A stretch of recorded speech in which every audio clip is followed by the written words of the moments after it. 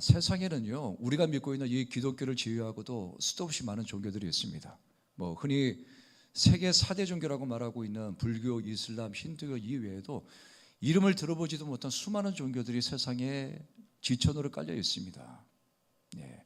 자, 그러면 이 모든 세상 종교들과 우리가 믿고 있는 하나님, 오직 생명의 주 되신 그리스도를 믿고 있는 기독교가 다른 점은 뭘까요? 자, 세상의 모든 종교들도 각자 나름대로 구원을 말합니다. 자, 그러나 세상의 모든 종교들은요, 행위라고 하는 구원의 조건을 말합니다. 자, 그렇게 해서 그 종교에서 말하고 있는 조건을 충족하게 될 때 그것으로 신의 만족을 채울 수 있고, 그래야 그 조건 충족으로 인해서 구원을 줄 수 있다라고 얘기를 합니다. 자, 그런데 여러분, 기독교는 뭡니까? 기독교는 십자가를 통해서 값없이 내어준 하나님의 지극한 사랑을 통해서 하나님의 사랑의 품으로 이끌어내어 진짜 구원을 얻게 하는 진짜 생명의 종교인 것입니다. 아멘이십니까? 다시 말해서 세상의 모든 종교는 인간에게 결코 구원을 줄 수 없는 가짜이고 거짓 종교이지만, 그럼에도 불구하고 사람의 영혼을 갈취하여서 교리를 통해 협박하고 결국 사람을 멸망으로 끌고 가지만, 기독교는 뭡니까?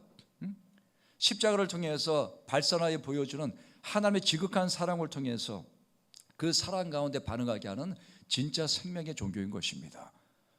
그러므로 기독교 신앙이란 무엇입니까? 십자가를 통해 보여주신 하나님의 그 크고 깊으신 사랑에 반응하여 하나님의 품에 안기는 것, 그라여서 하나님의 사랑에 감동하여 반응하고 하나님을 사랑하게 되는 것, 이것이 바로 기독교 신앙인 것입니다. 예전에 제가 이제 신학대학원 다니게 될 때요, 몇몇 신학생들을 제 차에 태워서 카풀을 했던 적이 있었는데, 그때 한 신학생으로부터 이런 질문을 받은 적이 있습니다. 왜 하나님께서 인간에게 자유의지를 주셨나? 하나님은 전지전능하신 분이신데 만약에 자유의지를 주지 않았다고 한다면 모든 사람으로 하여금 하나님을 믿을 수 있도록 하게 하여서 그렇게 되면 모든 사람이 구원받을 수 있는 것이 아닌가라고 얘기를 하는 거예요. 자, 어떻게 보면 그럴싸한 얘기죠. 근데 저는 그때 그분에게 이렇게 대답을 해드렸습니다. 물론 하나님은 전능하신 분이시기 때문에 그렇게 하실 수 있습니다. 그러나 그럼에도 불구하고 하나님께서 인간에게 자유의지를 주신 것은 진짜 사랑을 원했기 때문입니다. 하나님께서 인간에게 자유의지를 주신 것은 인격적으로 사랑하고 사랑받는 관계를 하기 위함이었던 것입니다 라고 얘기를 했어요. 여러분, 만약 하나님께서 인간에게 자유의지를 주지 않았다고 한다면요, 인간은 로봇과 다를 바가 없는 겁니다. 그러나 자유의지를 주셨기 때문에 모든 인간은 이 자유의지를 통해서 하나님을 선택할 수도 있고 또 자유의지를 통해서 거부할 수도 있는 겁니다. 자, 그런데 하나님께서 인간에게 자유의지를 주신 이후에 인간으로 하여금 하나님을 선택하도록 했던 그 방법이 뭡니까? 논리를 통한 설득도 아니었고 또 협박을 통한 강제도 아니었습니다. 하나님의 세상을 이처럼 사랑하사라고 말씀하는 지극한 사랑을 우리에게 보여주심으로 인해서 그 사랑에 반응하여 하나님을 선택하도록 이끌어내는 방법이었던 겁니다. 자, 그렇기 때문에 구약과 신약을 통틀어서 성경 66권의 모든 이야기는요, 결국 하나님의 사랑에 관한 이야기예요. 그래서 성경을 꼭 짜서 마지막 한 방울을 얻게 된다면 그 마지막 한 방울은 바로 하나님의 사랑일 것입니다. 그래서 하나님은 우리를 향해서 내가 널 이처럼 사랑해 라고 말씀하는데, 우리는 하나님의 그 고백이 못 믿어서 자꾸 또 질문합니다. 질문하고 또 질문하는 거예요. 하나님, 그만큼이 얼만큼인데요, 내가 너 하나를 위해서 십자가에서 이렇게 죽을 만큼 너를 사랑해. 그러므로 십자가는 하나님의 사랑의 엑기스를 보여주고 있는 장면인 것입니다. 하나님은 죄로 인해 반드시 죽게 될 인간을 구원하기 위해서 그 어떤 조건을 주어서 협박하는 것이 아니라 십자가를 통해서 발산되어지는 그 크고 깊으신 사랑을 보여주심으로 인해서 그 사랑의 힘으로 우리를 잠잠히 구원의 품으로 끌어당기고 있는 겁니다. 그러므로 믿음이란 뭡니까? 설득되는 것이 아니라 사랑에 반응하는 거예요. 그렇다면 십자가를 통해서 보여주시는 나를 향한 하나님의 사랑은 어떤 사랑일까요? 집중하는 사랑입니다. 예전 초대교회 교부 중에 어거스틴이 어떤 말을 하게 되었냐면, 하나님께서 우리를 사랑하시는 것은 마치 이 지구상에 나 하나만 사랑하시듯 그렇게 사랑하신다고 말씀을 합니다. 자, 어거스틴이 그렇게 말을 했던 것처럼 마치 나 하나만 사랑하시는 집중하는 사랑인 거예요. 여러분, 우리의 사랑은 어떻습니까? 우리의 사랑은 끈기가 없기 때문에 금방 권태기를 맞게 되고, 결혼할 상대를 정해놓고도 다른 곳에 한눈 파는 것이 우리의 사랑입니다. 결혼하고 나서도 후회하는 것이 바로 우리의 사랑인 거예요. 그래서 서로 이렇게 친밀한 관계 속에서 대화를 하다가도 다른 것에 마음이 빼앗겨서 상대에게 집중하지 못하는 것이 바로 우리인 겁니다. 자, 그런데 나를 향한 하나님의 사랑은 어떤 사랑입니까? 결코 시들지 않으며, 그리고 결코 포기하지 않는 사랑인 거예요. 그리고 온전히 나 하나에게 집중하는 사랑인 것입니다. 그래서 하나님은요, 나와의 그 1:1 관계 속에서 도무지 다른 것에 한눈 팔지 않으십니다. 하나님의 사랑은요, 나 하나에게 온전히 집중하는 사랑인 거예요. 온 세상을 돌면서 남아있는 짜투리 사랑을 우리에게 겨우 주는 사랑이 아니라 하나님의 전부의 마음을, 모든 마음을 기도하는 나에게, 주님 바라보는 나에게 온전히 다 주시는 그 사랑이 바로 하나님의 사랑인 것입니다.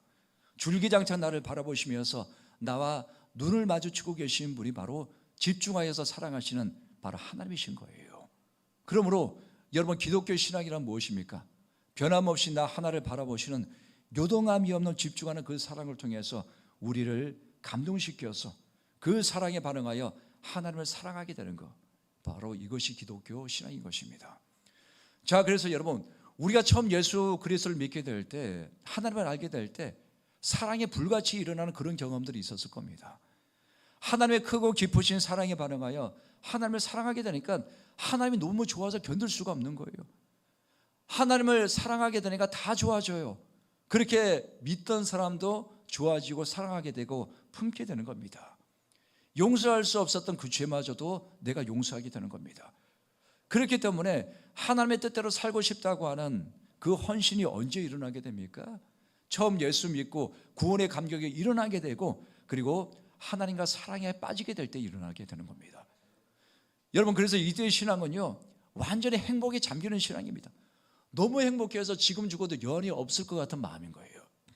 하나님을 위해서 모든 것을 다 할 수 있을 것 같고, 기꺼이 희생이라도 치를 수 있을 것 같은 마음이 주어집니다. 왜요? 하나님을 사랑하니까. 그래서 이때는요, 하나님을 위해서 밤낮 헌신하고 희생해도 행복합니다. 기쁨이 넘쳐나는 겁니다. 자, 그런데 여러분, 신앙의 연륜도 있고요, 여러 가지 많은 사역들과 함께 여러 가지 봉사와 오늘처럼 이렇게 기도회 같은 여러 가지 모임들을 하고 있는 우리 정도 되었을 때 우리가 꼭 점검해 봐야 되는 것이 있습니다. 여러분, 우리의 신앙은 자라나게끔 되어 있습니다. 아멘입니까? 시간이 지나면서 그냥 자라나가는 것이 아니고요, 수도 없이 많은 고난을 겪어가면서 고난 가운데 실수도 하고 실패도 겪어나가지만, 그러나 이 고난을 통해서 우리의 신앙도 자라나고 깊어지게 되는 것입니다. 자, 그래서 고난을 통해서 주의 윤례를 배우는 것이다라고 성경에서 말씀하고 있고요, 고난을 많이 통과해 본 자의 믿음을 가르쳐서 성숙한 믿음이라고 우리가 말을 하는 거예요. 자, 그런데 신앙의 연륜이 있을수록 신앙이 깊어지는 것만 있는 것이 아닌 겁니다. 지도새도 모르게 자라나가는 것이 있어요. 머리가 자랍니다. 보고 들은 것이 많아서 아는 것도 많아지고, 또 성경적으로 굉장히 유식해집니다. 그리고 연륜과 함께 신앙의 경험도 많아서 누군가를 가르칠 만큼의 수준도 됩니다. 그와 함께 세상의 악한 것들을 분별하여서 세상의 악과 타협하지 않고, 또 정의롭기도 하고 또 흠이 없어 보이지만, 그러나 어느 순간 감격이 사라졌습니다. 단지 습관적인 열심만이 남아있는 거예요. 여러분, 세상에서 보게 되는 세속적인 가치 기준은요, 상대적 가치 기준입니다. 즉, 무언가 이쁨 받을 만한 것이 있어야 이쁨을 받는 거예요. 그리고 사랑받을 만한 뭔가가 있어야 사랑을 받는 겁니다. 그리고 칭찬받을 만한 그 무언가가 있어야 칭찬을 받는 거고, 또 어떤 업적이 있어야 인정을 받게 되는 것입니다. 그러므로 세상에서의 나라고 하는 이 사람의 가치는요, 무언가가 있게 될 때, 어떤 업적이 있게 될 때 이것으로 인정받고 평가받는 것으로서, 이러한 것은 지극히 세속적인 가치 기준입니다. 근데 문제가 뭡니까? 이 상대적 평가 기준이 지극히 세속적인 가치 기준인데, 이 기준을 신앙에 있어서도 그대로 끌고 와서 신앙에 적용한다고 하는 것이 바로 문제인 거예요. 그래서 도덕적으로 뭔가 흠이 없다든가 뭔가 사익에 탁월함과 능력이 있어야 이것을 통해서 하나님께 인정받을 수 있고 사랑받는 것이라고 생각을 합니다. 자, 그래서 비교적 잘하고 있을 때 뭐 기도도 전보다 많이 하고 있고 사역도 이전보다 더 많이 하고 있고 봉사도 많이 하고 기도 모임도 많이 하고 눈에 보이는 뭔가 대단한 업적이 있을 때는 이것을 통해서 하나님께 사랑받고 있다고 생각하는데, 반대로 그러지 못하고 있을 때, 잠시 주춤하고 있을 때는요, 하나님의 사랑에서 멀어져 있다고 생각하는 거예요. 자, 그래서 대체로 이제 모르는 사람들을 만나서 인사하게 될 때요, 사람들은 자신을 소개하면서 명함부터 내밉니다. 어떤 단체에 누구이고 어떤 일을 하고 있고 또 어떤 대학을 나왔고, 자, 이런 것들을 얘기하는데 대체로 보면요, 인정받을 수 있을 만한 것을 먼저 내세워서 얘기를 하게 되는 거예요. 그래서 좋은 학교를 나온 사람 같으면 어떤 대학을 나왔다고 자신 있게 이야기를 하지만 조금 좋지 않은 대학을 나왔다고 생각하게 되면 그냥 대학만 나왔다고 얘기를 해요. 왜 이렇게 합니까? 자신이란 이 존재가 출신이나 업적에 따라서 상대적으로 가치 평가되어진다고 생각하기 때문인 거예요. 근데 여러분, 문제가 뭐라고요? 이와 같은 세속적인 가치 기준을 우리의 신앙에 그대로 끌고 와서 자신을 평가하기 때문에 어느 순간부터 우리의 신앙이 떼먹기 시작하는 거예요. 처음 신앙을 갖게 될 땐 죄인 중에 괴수와도 같았던 자신을 용서하신 그 하나님의 큰 사랑 가운데 반응하여서 하나님을 사랑하게 되었고, 여러분, 이때의 신앙은요, 그저 있는 그대로 때가 묻든지 더럽든지 어떤 흠이 있든지 있는 그대로 하나님께 나아가는 어린아이와 같은 그런 신앙이었었는데, 어느 순간부터 우리의 신앙은요, 하나님께 인정받기 위해 하는 목매달기 신앙으로 변질되어 가고 있는지도 모르는 겁니다. 여러분, 오늘 우리가 이제 요한계시록 말씀을 읽게 되었는데요, 우리가 읽었던 이 본문은 요한이 성령으로부터 계시를 받아서 소아시아 7교회를 향해 쓴 편지로서 하나님 말씀을 대언한 겁니다. 그래서 요한의 편지는 그 당시 소아시아 7교회를 향해 쓴 편지이지만 오늘날 성경을 읽어나가는 모든 교회된 자들을 향해 주시는 하나님의 음성인 거예요. 자, 그런데 여러분, 에베소 교회가 어떤 교회입니까? 에베소 교회는 오늘날로 보게 되면요, 꽤 괜찮은 교회입니다. 정통파 교회예요. 유서 깊은 신학 사상의 기본이고 또 예배를 비롯한 신앙의 전통을 지속적으로 지켜오고 있는 기본이 아주 탄탄한 교회였습니다. 그래서 예수님도 이런 에베소 교회를 칭찬하셨던 겁니다. 그들의 수고도 알고 있고 인내했던 것도 알고 있다. 그리고 거짓 사도들을 분별하여서 용납하지 않고 진리를 지켜내었던 것도 주님은 칭찬하셨던 것입니다. 여러분, 에베소 교회는요, 소위 말하는 꽤나 괜찮은 그런 교회였던 겁니다. 기본이 탄탄하고 업적이 많은 그런 교회였던 거예요. 근데 우리 주님은 에베소 교회를 칭찬하는 것으로 끝내지 않으셨습니다. 칭찬에 이어서 책망을 하셨는데 그 날카로운 책망 한마디가 뭐였습니까? 그러나 너를 책망할 것이 있나니 너는 너의 처음 사랑을 버렸느니라 라고 말씀합니다. 여러분, 그토록 꽤 괜찮고 흠이 없어 보이는 교회였었는데 어느 누가 봐도 잘 해오고 있었고 잘 참아내었고 잘 분별하고 지켜내었던 그런 교회였었는데, 근데 주님은 잘 해오고 있는 그 교회를 향해서 얘야, 너가 그동안 열심을 다해서 수고했던 것을 내가 잘 알고 있어. 너가 잘 참고 인내하고 분별하여 지켜내었던 것도 내가 다 알고 있어. 그런데 누구야? 너가 한 가지 놓친 것이 있어. 주님, 뭔데요? 내가 뭘 놓쳤는데요? 내가 예배를 빠진 적 있나요? 내가 기도를 빠졌습니까? 큐티도 매일 했고 전도도 열심히 했는데요, 봉사도 열심히 했어요. 어머니 기도에도 참석했고 그리고 때론 선교도 갔고 여러 모임도 하고 내가 열심을 다했잖아요. 그래, 알아. 그런데 너는 사랑을 잃었어. 주님, 그게 무슨 말인데요? 내가 주님 사랑하는 거 알잖아요. 이 모든 것도 사랑 때문에 한 거라고요. 너는 사랑의 감격을 잃은 거야. 그래야 너의 열심은 습관적인 열심이고 인정받고자 하는 열심이지 사랑함으로 하는 열심이 아닌 거야. 여러분, 에베소 교회의 문제가 뭘까요? 열심은 있지만 사랑이 식은 겁니다. 주님을 사랑하지 않은 것이 아닌 거예요. 사랑하기 때문에 헌신했고 사랑하기 때문에 인내했던 겁니다. 그러나 이 사랑이 식은 것이 문제인 겁니다. 자, 그런데 여러분, 주님께서 문제를 지적하게 될 때 다른 것을 문제 삼지 않고 첫사랑을 잃어버린 것, 즉 사랑이 식은 것을 문제 삼고 있는 것은 여러분 무엇을 말씀하는 걸까요? 우리 가운데 어떤 메시지를 주고 있는 것일까요? 그것은 신앙의 시작은 사랑입니다. 그리고 신앙의 완성도 사랑이라고 하는 것을 말해주고 있는 겁니다. 그래서 믿음이라고 하는 것은 단지 믿는다는 것을 말하지 않습니다. 사랑에 반응하여서 사랑하게 되는 것, 이것이 바로 믿음입니다. 갈라디아서 5장 6절 말씀에 보면 그리스도 예수 안에서는 할례나 무할례나 효력이 없으되 오직 사랑으로서 역사는 믿음뿐이니라 라고 말씀합니다. 무슨 말씀입니까? 철저하게 율법적으로 흠이 없을 만큼 열심을 낸다고 할지라도 이것도 소용이 없다는 거예요. 또 율법이 없는 자처럼 자유하게 행한다고 할지라도 이런 것을 통해서 되지 않는다는 겁니다. 인정받을 것은 오직 하나 믿음 외에는 없는 것인데 그러나 이 믿음의 발언은 오직 사랑이라는 거예요. 다시 말해서 사랑에 반응하여서 사랑하게 되는 것, 그 사랑의 반응으로 인한 믿음만이 인정된다는 겁니다. 그래서 신명기 말씀 보게 되면 모세가 자신의 죽음을 앞두고 유언 설교를 하게 되는데 모세의 유언 설교 가운데 핵심 장이 어디입니까? 바로 신명기 6장입니다. 마음을 다하고 뜻을 다하고 힘을 다해서 너희 하나님 여호와를 사랑하라. 자, 그런데 신약에서는 주님께서 이에 한 가지를 더 추가합니다. 너희의 목숨을 다해서, 하나밖에 없는 목숨이지만 이 목숨을 다해서 너희 하나님을 사랑하라고 말씀합니다.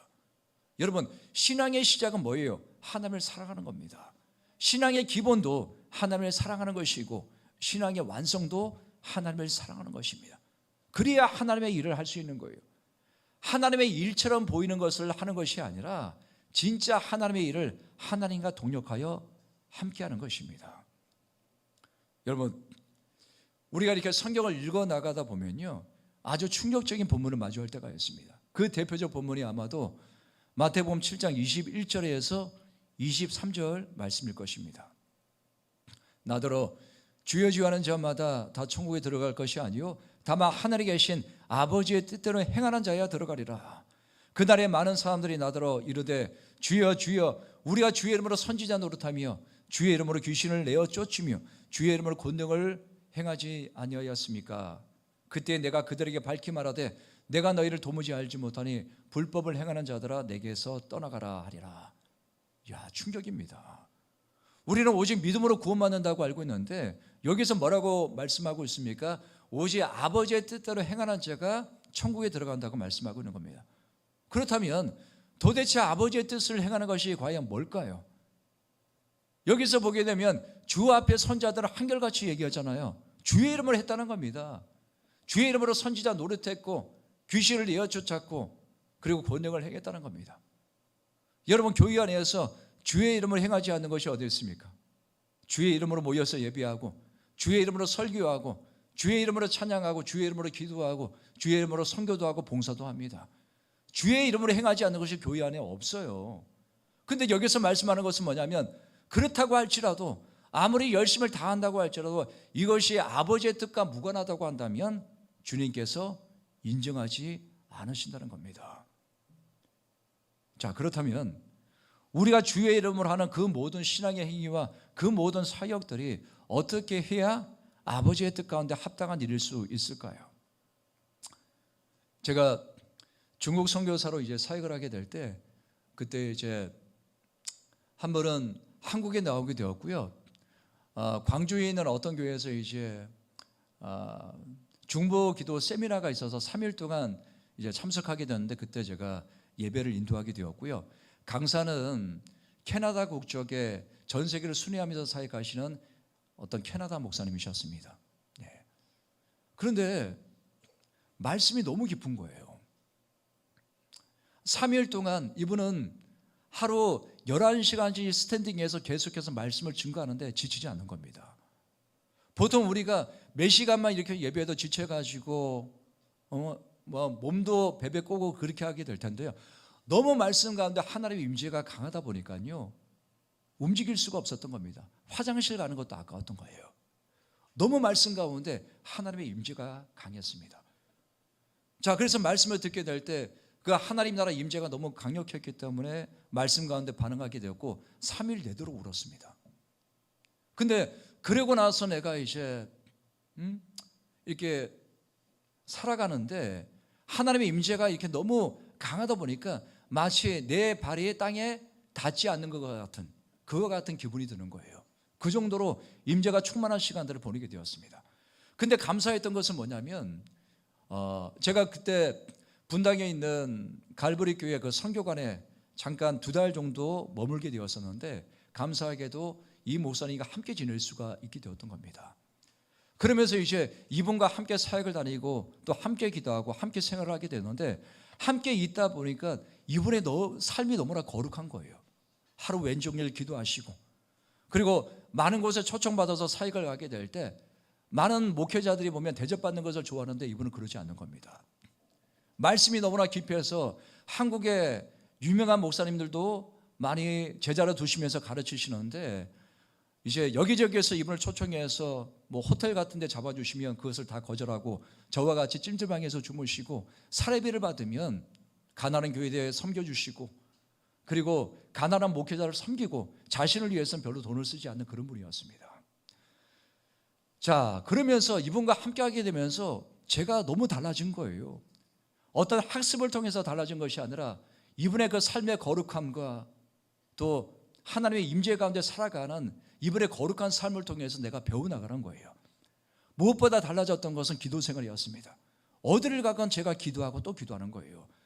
그런 이후에 제가 다시 중국에 들어가게 되었을 때 저희의 사역이 180도 달라진 것을 제가 알게 되었습니다. 늘 가는 곳마다 성령의 인도하심 속에 사역을 하게 되었고요. 가는 곳마다 하나님 역사가 강하게 나타나는 겁니다. 그래서 가는 곳마다 복음을 전하게 될 때 사람들이 영접하게 되는데 그들이 그때 예수 그리스도를 영접하게 되면 그들이 그 자리에서 성령의 충만함 받고 방언으로 기도하는 일이 있는 거예요. 그리고 병자가 낫는 일이 있는 겁니다. 이와 같은 이제 성령의 역사가 강하게 일어나게 되는데요. 자, 한 몇 개월 정도 갔습니다. 그러다가 충만하게 사역을 하고 있었는데 어느 순간 번아웃이 왔습니다. 자, 그러더니 이 충만함이 어디로 간지 모르게 다 떨어지게 되었고요. 사역이고 뭐고 모든 것을 다 내려놓고 싶은 마음에 주저앉게 되었습니다. 자, 그래서 어떤 날은 낮 시간에 저의 서재의 문을 걸어 잠그고 그리고 그 방바닥에 누워서 잠을 청했습니다. 모든 것을 내려놓고 싶은 마음에 그냥 잠을 자게 된 거예요. 근데 잠을 자고 있는데 어디선가 기도 소리가 들리는 겁니다. 가만히 들어보니까 그 기도 소리는 내가 잠을 자고 있는 그 서재에서 들려오는 소리였습니다. 아니, 나는 분명 문을 잠그고 자고 있는데 누가 들어와서 저렇게 기도를 하고 있지? 근데 기분이 나쁜 거예요. 누가 내 허락도 없이 들어와서 주제넘게 나를 위해서 저렇게 기도를 할까? 마음이 이렇게 꼬여 있으니까 다 기분이 언짢고 나쁜 겁니다. 그래서 저는요, 그것을 저지하기 위해서 눈을 떴고 그리고 상체를 일으켜 세웠습니다. 그리고 눈을 똑바로 뜨고 이렇게 보고 있는데 사람이 보이지가 않는 거예요. 사람이 보이지 않는데 기도 소리는 계속해서 내 발끝 쪽에서 계속해서 들려오고 있는 겁니다. 기도자는 주님이셨습니다. 근데 가만히 정신을 차리고 그 상황을 파악하게 됐는데 그때 그 기도의 내용이 주님께서 기도하셨던 그 기도의 내용이 저희의 심장을 두들기는 거예요. 그 내용은 바로 이것이었습니다. 아버지, 베르카가 아버지 앞에 바로 서게 해주세요.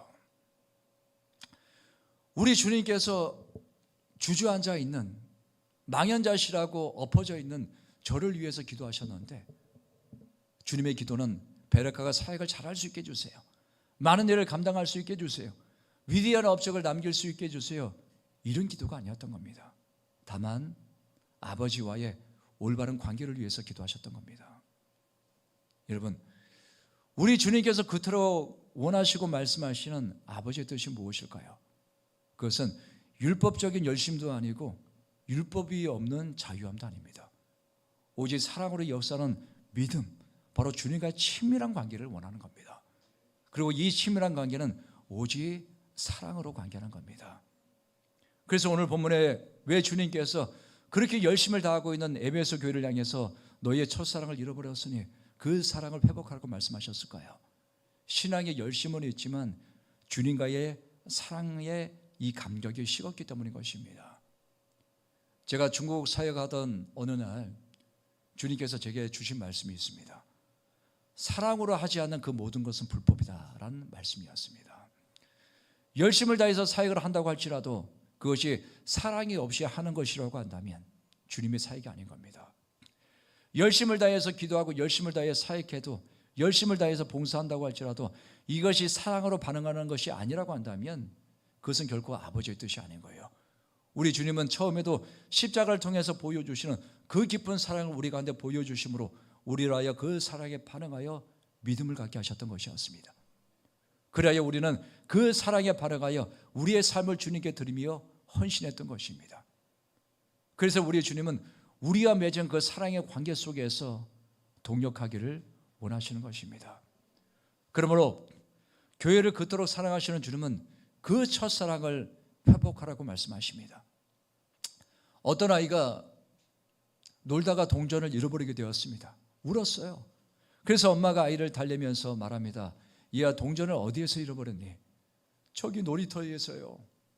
그래서 엄마가 아이한테 말합니다. 얘야, 그럼 그 동전을 잃어버린 그 자리로 가버렴.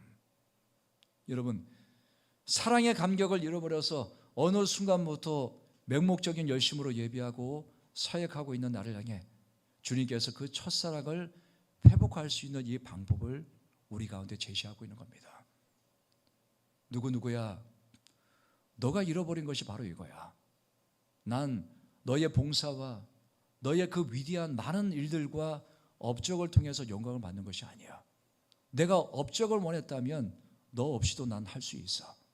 그러나 난 너와의 그 친밀한 연합과 관계를 통해서 함께 영광을 누리기 원하는 거야. 그러므로 사랑으로 반응하여 나와 함께하는 동료 계속 해주지 않겠니? 우리 주님은 처음에도 그러하듯이 지금도 여전히 그 사랑으로 주고받는 반응 속에 나와 연합하여 동력하기를 원하시는 것입니다. 그러므로 습관적인 열심이 아니라 주님을 더욱더 사랑하고 사랑함으로 그 사랑 때문에 행복한 예배, 그 사랑에 감격해서 헌신하고 봉사하고 기도하는 우리 모두가 되었으면 좋겠습니다. 앞서 말씀드렸던 것처럼 우리가 예배하게 될 때 주께서 그 모든 마음을 우리 가운데 다 쏟아주시는 것처럼 우리의 마음이 그랬으면 좋겠습니다. 그래서 억지로 해야 된다고 하는 어떤 당일성 때문에 그저 모여서 습관적으로 나아가는 그런 예배, 그런 봉사, 그런 사역이 아니라 그냥 너무나 주님이 사랑스럽고 너무 좋아서 너무 사랑해서 그 사랑에 감격해서 하는 예배, 그 사랑 때문에 헌신해서 주께서 보시는 것을 함께 보고 함께 연합하여서 동역하게 되는 그와 같은 사역이 우리 안에 가득 충만함으로 일어날 수 있게 되기를 바랍니다.